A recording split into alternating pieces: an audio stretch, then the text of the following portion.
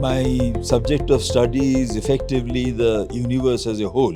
This is what we call astroparticle physics. It's the interface of astrophysics and particle physics.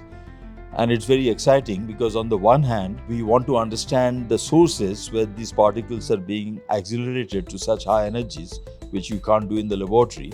But they are also giving us the beams with which we can do particle physics. I'm part of an experiment called IceCube, which is buried 2 kilometers under the ice at the South Pole, which actually has succeeded in detecting cosmic neutrinos. To look inside the accretion disk of a supermassive black hole, we need to find something that can penetrate that fog. And the hope is that we can do that using neutrinos. Raman I really admired because this was a colonial era and obviously everything was under the control of the British. And Raman wouldn't take any nonsense from anybody, so I really admired him. I first got in touch with this institute because Radhakrishnan Rad was my thesis examiner. Very interesting person, very adventurous, very open, he was a scientist.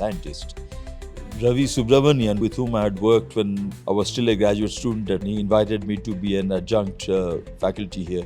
And the current director, Tarun Sauradip, he I know very well as well because we have strong shared interests in the cosmic microwave background and so on.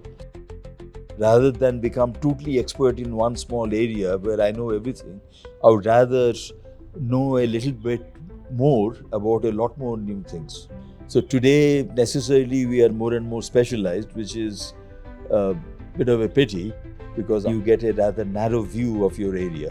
You don't understand how it connects to, other subjects, other areas. Well, there are basic limits to knowledge, but the fact is that because we are what we are never going to stop trying.